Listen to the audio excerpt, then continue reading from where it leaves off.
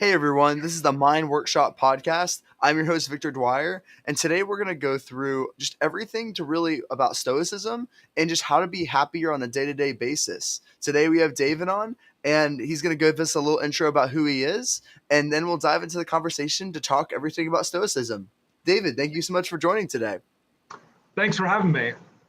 Yeah, please give us a little intro about who you are and how you got to where you are today. Okay, so I am a philosopher and high performance coach.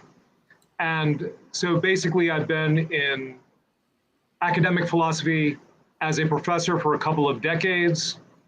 And I've been studying human nature and a question that was particularly important for the ancient philosophers, such as Socrates, Aristotle, Plato, and also the Stoics, which is what is the best possible life for a human being?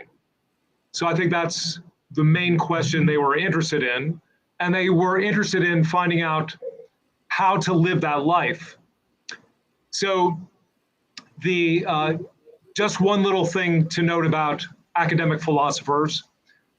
Academic philosophers are probably among the most skeptical people. Uh-huh. If you want to convince any one of them, you have to prove it. Uh-huh. And that doesn't matter what position you take on different issues having to do with life and existence. It's simply because if you produce a paper and want it to get published, you are going to be run through the ringer, the gauntlet. And so one thing that most philosophers are skeptical about is personal development. And it's a little bit of an interesting story because when I was a graduate student and I would try to give the students some ideas of what Plato was talking about and what Aristotle was talking about, to give them a little context, I would mention something that was a big deal for anyone up at 2 o'clock in the morning. That's right, Tony Robbins. So I would talk about, living your best life and so forth. So I thought there was something that seemed right about what he was doing. But when you get into the particulars of personal development, most philosophers say, wait a second, I'm going to tell myself I'm a millionaire. I'm going to tell myself I'm great. What if I'm not great? So a lot of skepticism surrounds personal development. But when I was a professor in University of Nevada, Reno in my mid-30s, and my situation took a couple of bad turns, such as end of a long-term relationship, my chance to be a tenure-track professor there, that fell through. I said, okay, I'm going to take a look at this stuff again. And so I discovered this whole world of personal development. And in a way, I made a little deal with myself, which is if somebody I think is among the outstanding personal development people like Jim Rohn or Tony Robbins or Brian Tracy, I'm going to do what they say and then leave aside the issue of, is it true? So for a while, I lived a double life in a sense, because in my academic work and when I'm researching, trying to figure out what my own position is, everything has to be shown. You have to show your work. And so, but on the other hand, the personal development, I was saying, thinking about these larger possibilities, telling myself things I didn't necessarily believe to be true. And then I started to find out I'm starting to be more consistent in my academic work. I'm starting to be more productive. So that made a believer out of me. So I think there's two kinds of people who are think about personal development, two camps, the enthusiasts and the skeptics or even the haters. So I would put myself on the side of the cautious enthusiast. I want to find out the things that actually work, and I want to find out why they work. And just to give you a brief summary of how I came to my own system that I've developed called High Performance Stoicism. It's a personal development program. A few years ago, after taking notes, reading applying personal development to myself, going to a couple seminars. I said, okay, I'm going to work out my system at long last. And as I was doing it, I started to find out, okay, well, the Stoics have this as part of their system. And hold on, the Stoics have this. And pretty soon, there was a point at which it just took over my mind in a flash. Stoicism took over my system that I was building myself. So I said, okay, it's time to dig in a little more deeply to Stoicism. And then since then, I found out it has a wide number of resources to help people to live a better life, to help people to become high performers. And that's how I got to where I am today. Cool. That's amazing. And I always think there's a balance between, like, we just talked about this on the previous podcast where we talked about the balance between the truth and knowing about yourself and like not living in delusion, but also still loving yourself and not making that a requirement. So for example, let's say I'm fat and in society it's like frowned upon to be fat. And that's where you don't live in delusion where you say you're skinny, but you also say, hey, I may be fat, but that isn't a requirement of happiness. That's not a requirement to love myself and things like that. So just going to your point a little bit about like the balance between truth and loving yourself, that it's important to understand that truth, but also like having that peace where you still love yourself regardless. Exactly, and I think that's an important point. I actually do believe that self-love is part of the Stoic view. In other words, when they look at other animals, when they look at infants, the first thing we try to do is we get acquainted with our constitution, what we're like, and we do everything we can to protect it and preserve it. So my view about self-love is that even if you dislike yourself, even if you go so far as to hate yourself, really deep down you don't. Why do you think you hate yourself? Well, it's because you know you could do better, and you put on very high standards for yourself, for your performance, for how you think. So the problem is really just saying to you, okay, I see where you want to go. If we just slow down your thinking a bit and start to see what can really happen, what can you do now in the next week and months, and then you can start to move toward that state that you think would be much better. So I've found this for myself. Being really hard on yourself rarely helps you. And so it's better to love yourself, even if you find out you're not living up to your, even basic requirements, because being consistent with that is going to be what's going to help you get onto a better track. Yeah. And like, it really, it's important to not like beat yourself up. I used to be very victim of this, where when I was 15, like that inner critic inside of me, like was really powerful. And like, if I went to go like play with my friends for like 30 minutes, that I would beat myself up for it, saying like, why aren't you working toward your future? You gotta be working. And there's a balance between beating yourself up and like learning from your mistakes and saying like, hey, it's okay. I learned from it. You don't have to go through this state of constantly beating yourself up to learn from it. You can say, hey, I learned from it. Cool. Like let's like forgive yourself and move on. But so many people don't forgive themselves. They're in a constant state of where they're always beating themselves up. But it's important to say like, hey, it's gonna be okay. You're on a piece of sand. We're ants on a piece of sand floating through space. Like our lives are so minuscule. And like, because when we make a mistake, we think that's our whole world. Like the world is going to end, or we're going to die, like all these other things. But in reality, like our problems are so small and insignificant that it really doesn't matter. If a comet hit us tomorrow, no one would know. The whole universe would like not even acknowledge our existence. So it's really important to like understand that. And then our problems are so small and you can forgive yourself for them.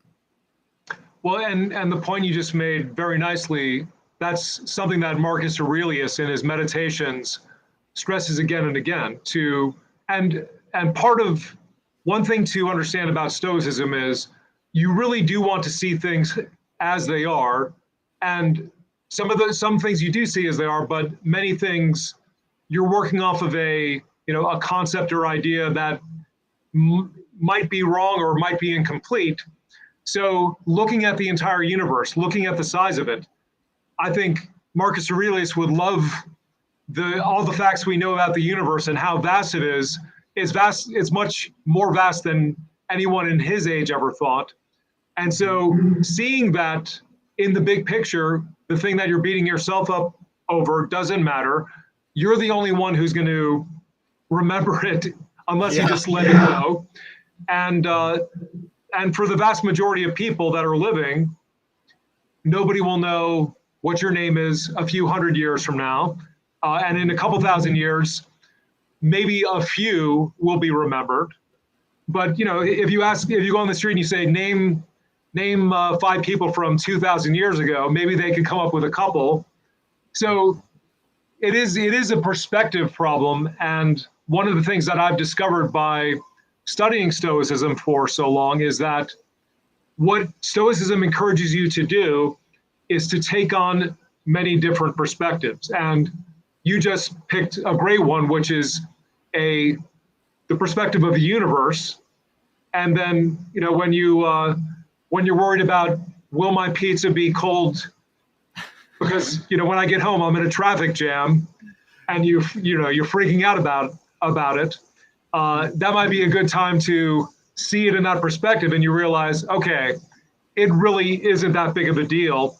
But there are going to be different perspectives you're going to want to enter into at different times. But many people who practice Stoicism today, and I should say Stoicism is booming as a topic of interest more than almost anything else in philosophy today. Many people find that what is often described as the view from above has helped them, because it can help you to lower your stress. It can help you not to worry before you give this talk, and a number of other situations. We could all come up with dozens of situations where we can benefit by seeing things from the perspective of the universe. Yeah, and I think we have to fix our relationship with shame, and like being more comfortable with our relationship with shame.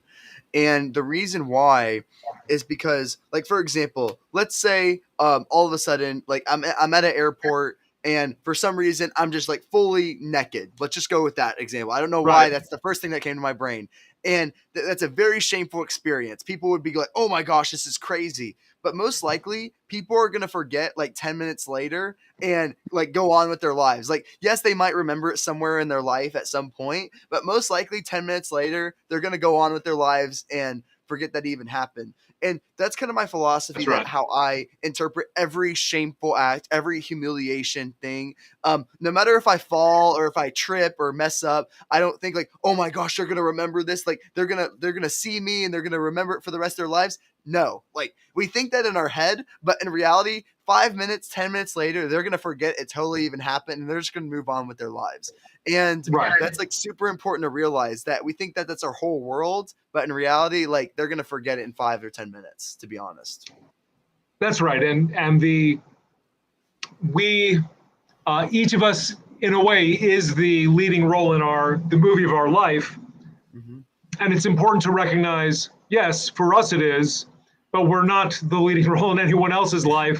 Yeah. So, I mean, almost anything can happen to you, and your friends, things that are embarrassing, your friends might not even care. They might say, "Did that really? That's crazy." I mean, unless you were the one who initiated that kind of situation, then they might be a little worried. But but all kinds of things that people might be embarrassed about, usually it's we who carry the story forward, and then it's a subtle way to discourage ourselves from doing what we could do now. So it's good to recognize that, okay, there is something, we would understand why certain things, especially if you did something deliberately wrong, why we could say, well, it might be good that you're ashamed, but for so many of the things that have to do with our professional life, we're just exaggerating the importance of it, most other people don't care. Yeah. And you had a good point there. We actually control the story of our lives. Like, so no matter like how many failures, no matter how much you get humiliated in your life, we are the manufacturer of the story of our lives in our own brain. We construct reality however we want to. So no matter how much you fail, you could say, "Hey, life is great." And like because you control that story. You're the one who manufactures it. Most of us or most people have that negative mindset where they have this like horrible version of their self, this horrible story that they're either the victim in the story in their life or they hate who they are because they have this horrible self-image of who they are. But you have to realize that that is not a set in stone thing. You control how you view the story of your life. And most likely you got that image from someone else's where they said, "Oh, I hate my body. I hate the way I look." And you adopted that into your own story of your life and you brought that into yours. But it's important to realize that you control the way you view yourself and your perspective of yourself. And that's super powerful to empower that relationship that we have with ourselves as well. No, exactly. I agree. It's one of the things that the Stoics are keen on is starting to recognize how many powers are within your control, and choice covers many things, and one of them is how we view our own life. And there's one other option that I think there's probably other options, but how to view your life. But one option is not to view it as a story, to say things, how do things tie together between this event and that? I'm not sure. I mean, I was going to a business conference. I'm at the airport. This happened, and then whatever happens the next month, you don't have to. It's up to you. You don't have to exactly see it coming out a certain way. Especially from the perspective of the universe, to say, well, it's a pretty little story, no matter what I do in the vast scheme of things. Yeah, I totally agree. And I want to touch on the high performance part, where you talk about like the high performance stoicism. Right. And I love to understand what that kind of system looks like. And because I know it's very important, especially when it comes down to managing stress and everything else. Can you go into a little bit about how your high performance stoicism and kind of what that is? Okay. So there are many people that talk about high performance, and people will give different definitions of it. And there are a number of things that people will say are the markers of high performance. So there's Brennan Bouchard, there's Dan Pena. Many people think David Goggins, is in some ways the ultimate high performer, at least for physical performance. And so it is something where you are aiming for as high as you can. You want to see, can I do something great? So that's the first thing to recognize. And so there's a number of traits that people say go with a high performer, and they include certain things such as someone who takes risks, someone who's indifferent to what other people think about them. People say the high performer is someone who is comfortable being uncomfortable, and there's a number of other traits that you would say a high performer has. So you mentioned one thing, which is stress. Now, one thing that many people don't know about, and this is from performance psychology, which is one of the psychological disciplines that I've gotten most from in terms of my view of a high performance person. They say in performance psychology, they say something very interesting. They say, well, anxiety is one thing, and the stress of a situation or the pressure is another. And so when many people talk about being stressed, one thing a high performer wants to do is you want to say, okay, here's the situation. Here's what's really going on. And what you want to do if you want to become a high performer is learn to frame stressful situations as being opportunities for performance. And there's some great stories from, and I should just say performance psychology is the study of elite athletes. So and many athletes, most of them that are in the elite category, will say they do feel serious pressure before the game starts. Tiger Woods said, if I didn't feel any pressure before I go to the first tee, I would quit. So the interesting thing is they frame what they're experiencing in a different way. They get excited about it. It fuels their performance. Uh, Bill Russell, who has the most rings of any basketball player in history, 11 NBA championship rings, he threw up before every game. And for a period when he stopped throwing up, they started to lose. So, and this is going right into the high performance, and this is something that just by doing what we're talking about right now can raise their game, because all of us experience pressures, all of us have stresses. If you start to see your stress in a little way and you say, okay, instead of I can't take it, all this pressure, I'm thinking about it, that's what's causing anxiety. More thinking about it is causing anxiety. Judging it to be bad is causing anxiety. But when you say something like, I'm going to see what I can do today. And when people say, well, how do you deal with stress? My answer is pretty simple. Remove the sources of stress. So all these things are going on, and let's say I have a talk to give tomorrow and I'm really stressed about it.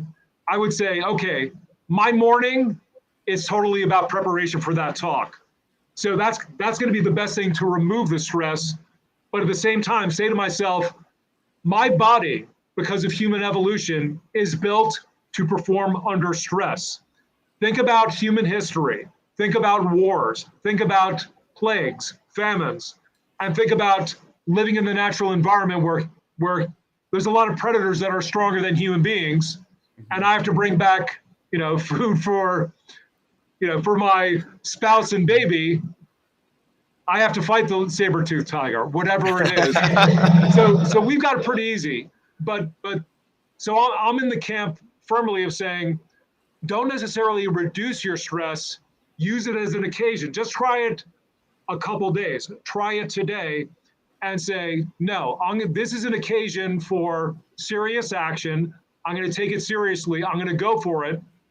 And you'll see, okay, yeah, I'm energized by doing it. So that's one point I'd like to stress, because you brought up stress, but becoming a high performer is the first and most important thing you're doing, aside from taking more serious action, is I'm going to see things differently. And one of the things you want to see differently is how you deal with every situation. I have only a few minutes before a podcast. I have to do a few things. Okay, let's see how many things I could do in 5 minutes. And then you get a lot done. We mess ourselves up by thought, and then what if? Whereas if we just say, I'm not going to think about it, I'm just going to act. I know how to do emails. I know how to set up a program for a podcast, and you just go for it. You find even if you've never thought about high performance before, I guarantee you, if you start to think about that way for today's situation you find yourself in, you're going to start to get a taste of it and say, yeah, I can do a lot more than I think. So that's my long answer to your question. And I think that's really amazing. And you brought up the what if, and because I think all stress comes from the word what if. It's what if I mess up? What if this goes wrong? What if this happens? And it's all psychological. Like nothing is based off true things. It's always like, what if I mess up?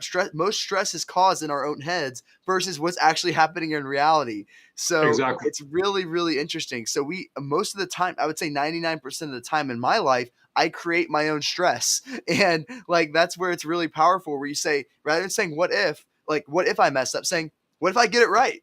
Like, what happens then? And then like, you start just changing the story and saying, hey, what if I get this right? What if I do good on this? And then it goes from stress to saying, okay, like, I'm excited about this type of thing. So it's really important to like counter that stress and all those what ifs, and make those what ifs positive. So that way that stress turns to excitement. I think that's a big, powerful thing. Yeah, and that's what pulls people in to want to be high performers. I mean, people love the idea of it, but when you have a day where you just start to get excited about, I'm getting excited about, you know, you getting excited about all these things that I was worried about. That's when people really get convinced of, okay, maybe I can do it. Because a couple key things about Stoicism, their view is you can do it, and actually they actually believed in what we call neuroplasticity, which means by changing your thoughts today, by changing your actions in, even in little things that are a part of your life, you're going to, and they wouldn't put it exactly this way, but you're going to form new neural pathways. And then those are going to be the mental skills that, grow within you. Uh, Another thing to take out of what you said, which is 100% correct. When we talk about emotions, it's tricky because many of our emotions seem to come from a different place from our thoughts. And the Stoics had a really special insight into this, which is the thoughts that mess up your life, like fear, like lust, and I mean lust in the broad sense of I want it so bad, I'll do anything for it. Lust for power, lust for money, things that can ruin people's lives. Being depressed. The Stoic view is the gateway for all of these is your thoughts. So if you're on top of your thoughts, and I like, I love your idea about anytime there's a what if, change the what if, or dismiss the what if. And nothing in Stoicism says you have to do it one way or another. The only key is whatever you do, don't have that judgment, the result will be bad, because that's how fear kicks in. Or I totally screwed up and that was bad. That's when we get dejected or depressed. So recognizing that our thoughts are the gateway to the emotions that mess up our lives, that means, okay, be attentive, be in a state of mindfulness, we would say, of what's going on in our mind. And I would agree with you, stay on top of those what ifs, and then, so you could just push them aside and then, okay, I'm going to give my talk. I'm going to propose this business venture. I'm going to go into this negotiation, and then you say, oh, I can do this. And that's one of the beautiful secrets of life. When you're on the other end of the things that scare you and you go into the boardroom, you are talking to someone who's a big time influencer. You see, okay, they're human, I'm human, I can do this. I thought about it so much, I care about it, I'm going to perform well. And then, that you could say that's another thing that would convince people, oh, yeah, I want to be a high performer just because I can do so much more than I thought I could. Mm-hmm. And how do you have any other insights for people that are stressed before a big event, either if it's a test, if it's a big lecture, whatever it may be? Do you have any other insights to help them calm that stress, to help them perform higher during that certain lecture or whatever it may be? Okay, well, there's a couple things that I think there's a couple things that I could think would be very important. And let's put aside the things that people ordinarily do. Let's say if they do something, certain self-talk, such as I can do it, whatever they have as self-talk. And let's go back to what we said about the universe. And one thing I've found that's very powerful, and this could be done in a couple steps, it could be done in more. I'll just give you a couple steps. So the first thing would be straight with yourself about what you're experiencing and even allow it. And whatever bad thought you might have, whatever thought you might think is bad, just allow it to enter your mind and observe it. See what's going on. And even if you think of something that sounds absurd, such as I'm the worst, I totally suck, I'm going to blow it, whatever, let it enter your mind. And so just to observe it. So being a little mindful of the thoughts that come before your mind, seeing the noise that's entering your mind, And then the next thing I would recommend, and so this is part of a sequence, would be the next thing I would recommend can be put in the following way: surrender to what is. And that would be enter what we talked about before, a perspective of the universe, and just surrender everything that's going on in your mind. Don't try to stop it. Don't try to judge it or evaluate it. And so surrender to what is, and welcome everything that's happening. This is all part of the, this beautiful, harmonious universe. And when you enter that perspective, I found that when you do that after allowing these negative thoughts to come in, I find that you start to see yourself from a higher perspective, and you almost smile, or maybe even laugh a little at the noise that was going on in your mind, because by doing this practice before a performance, you'll find you go into the state of surrendering much more easily, and then you say, oh yeah, I'm not really having any of those thoughts. And so then I would say, set an intention for what you're going to do. And I'm going to give you exactly what I would recommend. So let's say I'm going in to give a talk. So after doing these two things together, this is a process I came up with called state stacking. The third one would be setting an intention, and it would go something like this. I'm going to give a great talk. Do everything, always act with effective ease, meaning how I'm going to go about what I do. Enjoy the talk to the fullest, and then what I would love as an outcome. I totally convince everybody, unless something happens, okay? And that last part especially is from Stoicism, because they recognize only certain things are in your power, most things are not. Yeah. And so by saying at the same time, my intention is to totally convince everybody in this room of my position, unless something happens, that's called a reserve clause. And then by including that, I'm recognizing I might not convince anybody. But think about the rest of the intentions I set up, which are give a great talk, always act with effective ease. That's up to me. Enjoy it to the fullest, meaning anything that happens, I drop my pen, someone is coughing in the back. All right, it's all part of the scene. It's all part of surrendering to what is. And then lastly, I'm going to convince everybody unless something happens. That's part of how to be extremely confident in what you're doing. It's a little complicated, but you wanted to know what I would recommend, and that's one of the most important things that I would recommend. And okay, I'll give you the last part. Number 5, play. Meaning do something that is playful, silly, non-logical, because improvisation is about going with what you already know. High performance is about not thinking and just feeling out the situation. So what does it mean to play? It could, if you love music, if you love rock, you play an air guitar. You can make silly movements with your hand. You can, make stupid faces. It doesn't matter.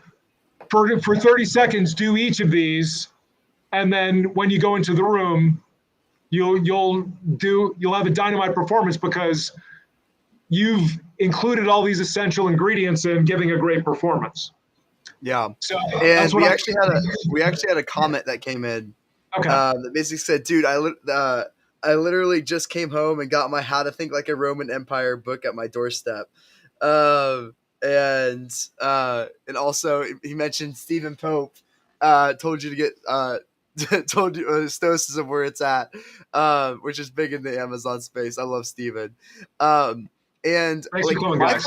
my philosophy, like when it comes down to speaking, is like literally like let's fail and like let's do it. Like that's literally my philosophy, saying, hey, like I'm here to fail, let's do it. And then now my expectations are low, so I'm not saying what if I fail, what if I do this. Like, okay, cool. If I fail and then if I succeed, awesome, cool. Like let's do it. Like I'm trying to learn this new dance right now, this new dancing style, and I literally just go in and say, hey, I'm here to fail. Let's do it. I'm here to fail. Let's go. And then if I succeed, awesome, cool. But like my expectation is to fail. So cool. So it's not like a self-deprecating type of failure, but saying, hey, like I'm here. Like this is my expectation is really low. I want to try to succeed and just make the most out of it. And that's kind of my goal with all of it. And Stephen Pope just said one more thing. For those who are watching, we just put Victor at the top of our Amazon influencer list. Awesome. Yes, Stephen Pope did. So thank you. Shout out to him. Thank you for that. But I love to hear your thoughts on Stoicism and like going into it thinking that you're going to fail. Because I know for me that helps, but for some people it might not. So I'd love to get your thoughts on that. Well, in entering a situation, here's when you enter a situation, there's a couple of thoughts you're going to have. What the outcome that you want is. You want to be really successful, right? You want to do that dance beautifully. And there's something that, and one option is saying, yeah, it's not going to work out. It's going to be a disaster. And Epictetus talks about this in the Enchiridion. Just assume the worst, because if something happens that's average, you're saying, oh, that was pretty good. So yes, that technique is actually a Stoic technique. Here's another one which I think is very powerful, and the Stoic view is that your goal in life, because of your human nature, because of the way you were designed, is to become excellent in your psyche, so thoroughly excellent that you are equal to any situation. That's the phrase to think about, equal to any situation. And most of us think, okay, I'm good in these situations, those situations, but in a social situation, maybe not. Or in a situation where I have to lead a team, maybe I'm not that good at that. So their idea is what you really want in life is for your psyche to be so well-rounded for any event in life and so excellent that you can handle anything, and that they call that virtue.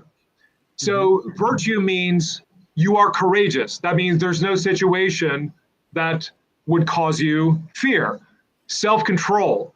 There's no temptation that could take you away from what reason tells you would be the best thing to do.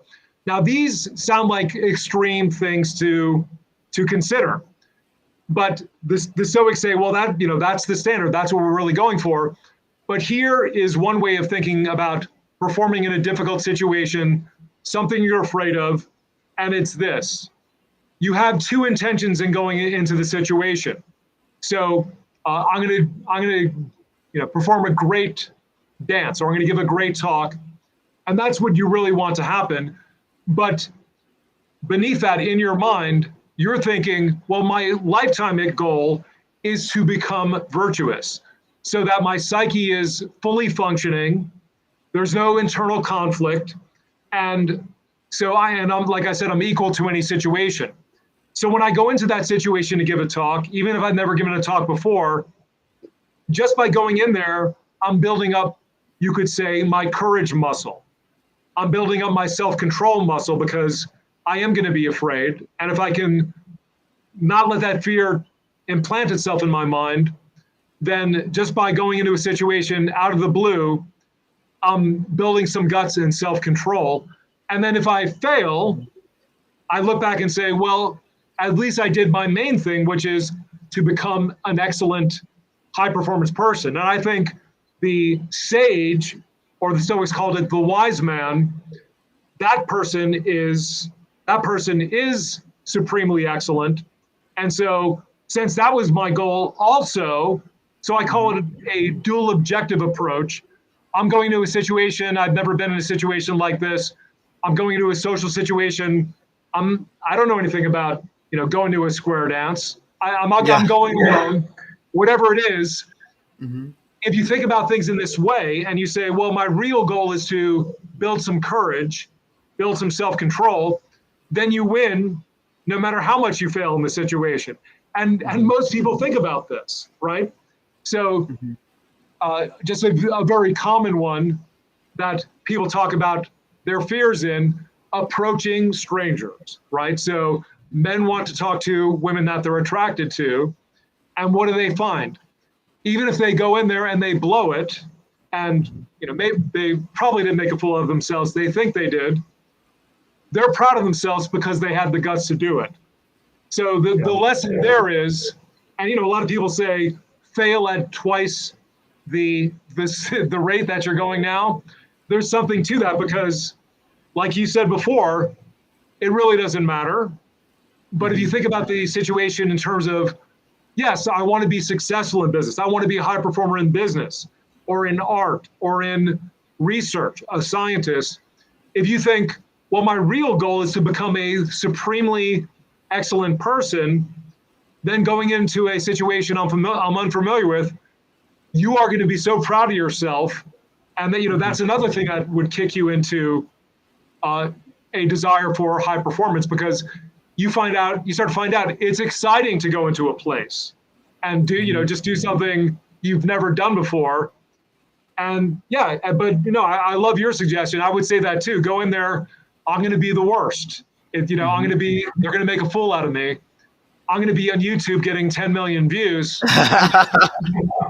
If you can do that, then you're going to get some people. People are going to want to interview you. You're going to be a star next week. So it is a no-lose situation. I think everything stems from that fear of failure. Like everyone's so scared of that fear of failure, and like going to that philosophy of like, hey, I'm going to go in and fail. And I have the philosophy of like, hey, if I fail really bad, it's going to be a really funny story in the future. So like, Exactly. For example, like I danced the whole night with my jeans completely ripped. Like, I actually want to show you. It's on my wall. 1 second. It's like really, really bad.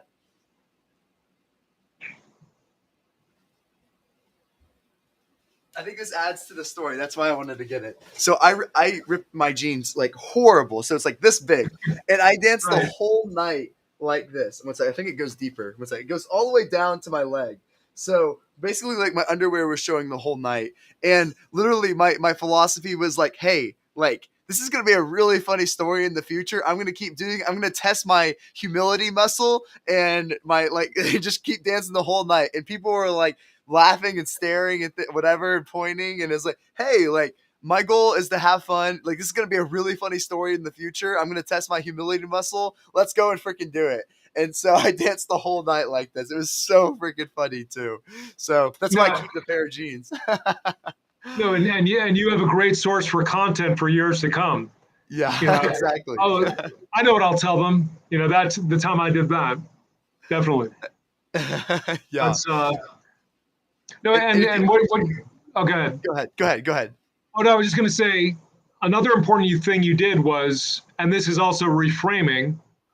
You've reframed the thing as creating a bunch of opportunities that you wouldn't have if you just said, "Oh, I went there and I was the best dancer," right? So if somebody, there's nobody like this, but if somebody is just the best at everything and that's on their list, that would be not only intimidating, but it would also be a lot of boring. It'd be pretty boring. So they were like, okay, this guy's the best at everything. But by doing that, you turn it into something that actually is benefiting you. And I think we learn a lot from when we talk about Steve Jobs. What do we talk about besides all the products? He was thrown out of his own company.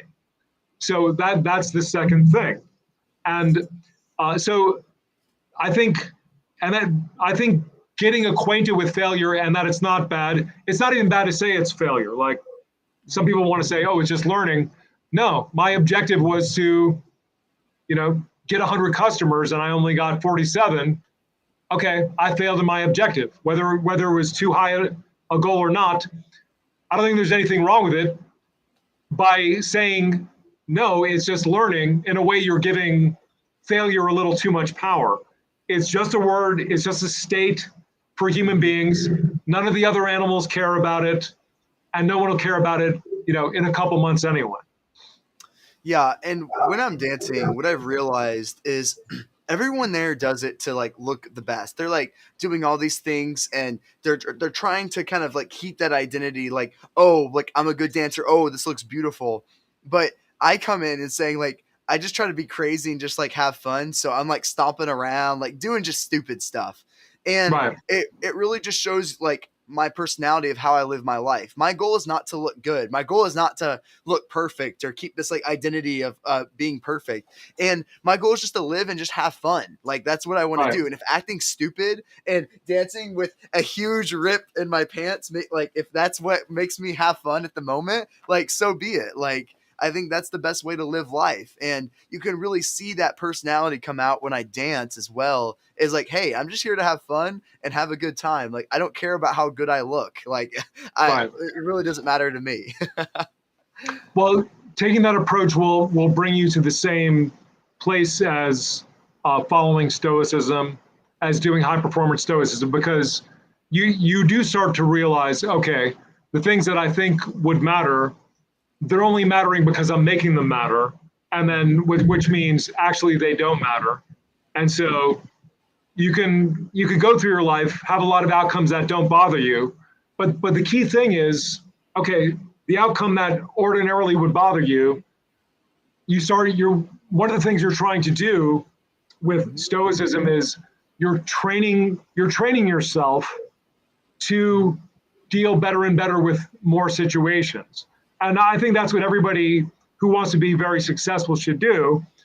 I think the other way of looking at life, and many forms of personal development still keep this, they say, well, it's still about getting something. And I think that one tip that I would give to many people who are watching is try for a while not to think about your life as being, I'm out to get something. I'm doing this thing to get something. I want some reward. I want certain things to come my way.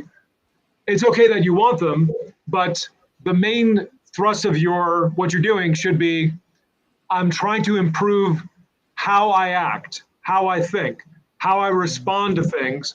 And that can become an enjoyment in itself, because everything you're doing with your dancing, that's going to apply to a number of, you've already you could already probably give a dozen ways it's helped you in your professional life in dealing with situations, because you realize, well, what I did dancing Friday, that didn't matter, my torn pants. And then now that I'm dealing, there's a major influencer that wants to talk with me. Okay, I'm carrying the insights I've had from that forward. So I think it's very valuable to say, I want to see what it's like to live for the next few years, training myself to be better and better, not in a way that's very tough on yourself, but I just want to see how I can do in all these different circumstances. And I would agree with you that if you can have fun at it, try to enjoy what you're doing, you'll become much better more quickly. Yeah, I totally agree. And I know we can keep going with this for 7 more hours, but unfortunately, that's all we have time for today.